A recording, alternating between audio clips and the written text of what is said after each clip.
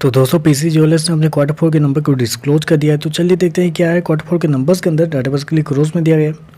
तो देखिए पिछले क्वार्टर में कंपनी ने 40 करोड़ के आसपास का रेवेन्यू जनरेट किया था ऑपरेशन के थ्रू पिछले साल 173 करोड़ के आसपास, जबकि अभी देखें तो गिर के मात्र 48 करोड़ के आसपास कंपनी का जो रेवेन्यू है वो आपको जाता हुआ देख मिला। तो साल दर साल देखें तो साल दर साल कंपनी के रेवेन्यू के अंदर एक बड़ी गिरावट आपको देखने मिला। ऑलमोस्ट बोल सकते हैं 70% के आसपास की गिरावट है साल दर साल कंपनी के रेवेन्यू के अंदर। वहीं अगर क्वार्टर जाते हैं तो क्वार्टर कंपनी के रेवेन्यू के अंदर 20% के आसपास की तेजी आपको देखनी हो। तो बेसिकली ये जो कंपनी जिस सेक्टर में काम करती है तो ऐसे में आपको साल दर साल चेक करना चाहिए, और साल दर साल देखें तो कंपनी के रेवेन्यू के अंदर एक बड़ी गिरावट आपको देखने को मिलेगी।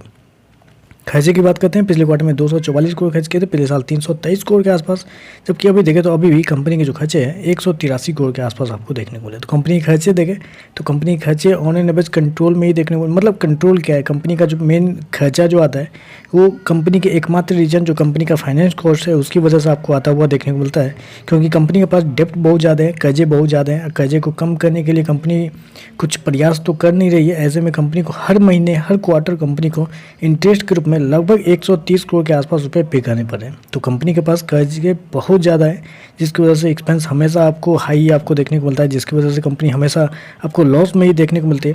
पिछले क्वार्टर में देखें तो पिछले क्वार्टर में 197 करोड़ का लॉस था, पिछले साल 302 करोड़, अभी देखें तो 121 करोड़ के आसपास कंपनी का जो लॉस है वो आपको देखने को मिल रहा है। तो अब यहाँ पे देखेंगे तो आपको साल दर साल कंपनी का जो लॉस है वो आपको कम होता हुआ देखने वाला है। क्वार्टर भी कंपनी का लॉस आपको कम होता हुआ देखने को मिल रहा है।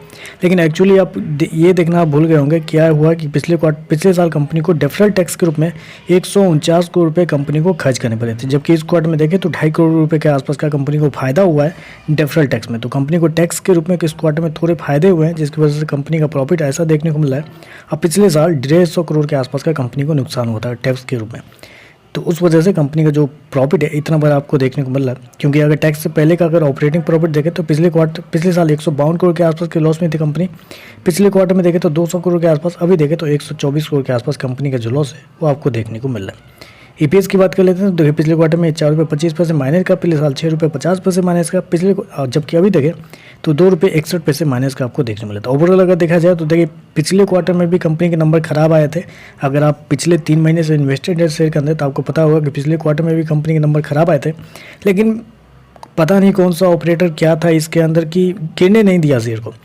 खराब नंबर के बावजूद शेयर को ऊपर की ओर उठा के रखा गया है, और फिर से कंपनी की तरफ से साल दर साल देखें तो कमजोर नतीजे देखने को मिल रही, क्योंकि रेवेन्यू के अंदर इतनी बड़ी गिरावट मेरे हिसाब से छोटी मोटी गिरावट नहीं मानी जाएगी किसी भी कंपनी के लिए। अगर कंपनी को ग्रोथ करना है, कंपनी को ऊपर जाना है, अपने डेप्ट को कम करना है, कर्जे को कम करना है, तो कंपनी को स्ट्रॉन्ग रेवेन्यू दिखाना होगा। अगर ऐसे कंपनी रेवेन्यू गिराते रहेगी तो मुश्किल हो जाएगा कंपनी के लिए सर्वाइव करना। तो देखते हैं मार्केट इसको कैसे रिएक्ट करता है। आज के लिए बस इतना ही, धन्यवाद।